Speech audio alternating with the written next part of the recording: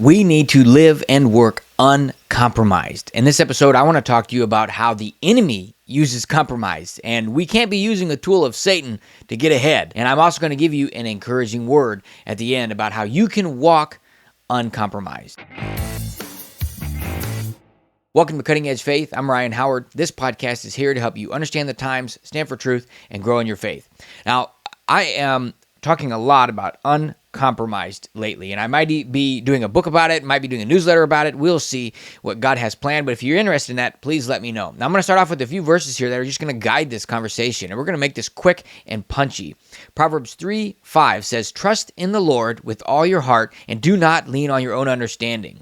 I've done other episodes about how I've made this mistake of leaning on my own understanding, but one place where we can never lean on our own understanding is thinking that we need to compromise our integrity, or we need to compromise something in order to get ahead, in order to get a promotion, or whatever it is.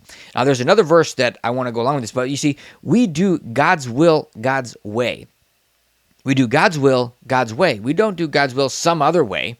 We see in the Bible where people tried to get ahead by doing things. We saw Abraham and we saw others who tried to get ahead by doing what God wanted, but doing it their own way and taking it out of God's hands and into their own hands. But that doesn't ever work out well.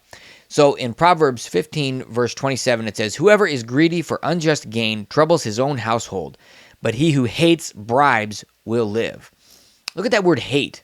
He who hates bribes will live. It's not like doesn't accept bribes will live. Like, no, I'm going to resist. Yeah, I don't want that. It's hates bribes, like runs away from it, is like disgusted by bribes. Like, are you disgusted by the idea of compromising, the idea of taking a bribe and perverting justice? You see, Proverbs chapter 2, verse 7, the second part of that verse says, He, God, is a shield to those who walk in integrity. So do you feel like there's a shield around you? We should. If there's some integrity that's missing, we need to close it now. I mean, even if it's as simple as not giving your best at work. I mean, I've been convicted about that, where I'm like kind of find myself whining and complaining to God about a job or something. I'm ready for the next thing, but He's pointing the finger back at me like, how you doing on this one? Are you doing your work for me and not for man? Well, that's convicting. So we need to be walking in integrity to have God as our shield, okay? So it's kind of like having an umbrella. You know, if you're outside in the rain and you have an umbrella, you got to stand under the umbrella. But if you hold the umbrella to the side, you're going to be getting wet. It's not going to be doing much good. You can have the umbrella, but yeah, you can have God on your team, or you're on God's team, and He's there with you, but you need to be walking in integrity because compromise is the way of the enemy. And I want to talk about that, exactly that. I want to talk about how he uses compromise. You see, it opens the door. You know, there's hooks in it. So let's give an example here. Proverbs 17:8. It says, "A bribe is like a magic stone in the eyes of the one who gives it. Wherever he turns, he prospers." Well, that's interesting. Is this saying that it's positive about a bribe? No. This is talking about the perception of those involved in the bribe. It seems like something that's working well, and it seems like they get what they want. And sadly, we see that in politics today. We see it in business today. We see it all over the place, but it can't be in you. It can't be in me. It cannot be in us who follow Christ. I'm going to talk to you about those hooks. Here we go. Proverbs chapter 18, part B of that verse, and 19, the first part of that verse. Sinners, it's talking about sinners, they set an ambush for their own lives. Such are the ways of everyone who is greedy for unjust gain. It takes away the life of its possessors. See, they set an ambush for their own life. Okay, in Proverbs 4:19 it says, "The way of the wicked is like a deep darkness. They do not know over what they stumble."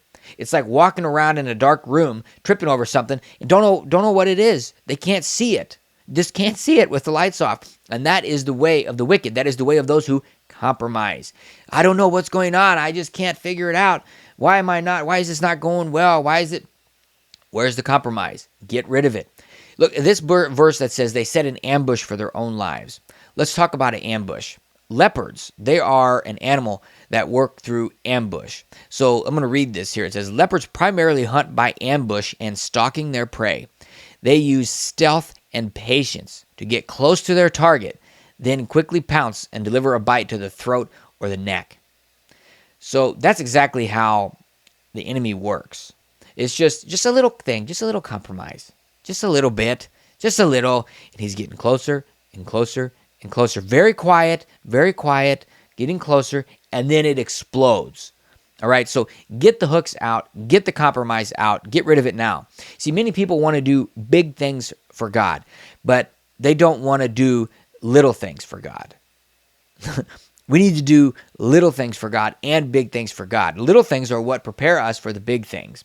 So what is it for you? You want to give your best. The priority is to do everything for the glory of God. 1 Corinthians 10:31, it says, whether you eat or drink or whatever you do all for the glory of God. So what is it? What is it that you're doing? Where do you need to make some changes? I mentioned a few areas that I've been convicted of in the past, and so we need to be giving our best. We need to trust the Lord. See, people are not watching you to see if you're going to fail with your faith. They're really watching to see if you're for real.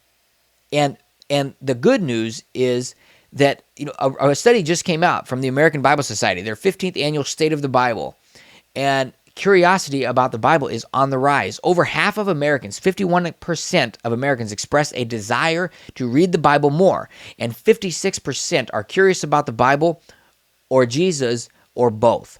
That means you have a better than 1 in 2 chance that the people around you are interested in who Jesus is and interested in the Bible. So you need to be living uncompromised. We need to be living uncompromised. We need to be that example. When they look at you and they see God's hand in your life, they see that it is God doing it. It is not the compromise that got you ahead. It is God that got you ahead. And as you see, people are getting ahead through compromise, but it's setting an ambush for their own lives.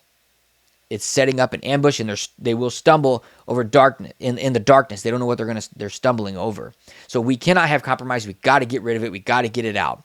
So again, Proverbs 3:5, trust in the Lord and lean not on your own understanding. God has a development plan for you. He knows what's coming next for you. He doesn't need your compromise to help you get to the next thing that he wants you to do. In fact, that will slow down or keep you from going to the next thing that God has for you.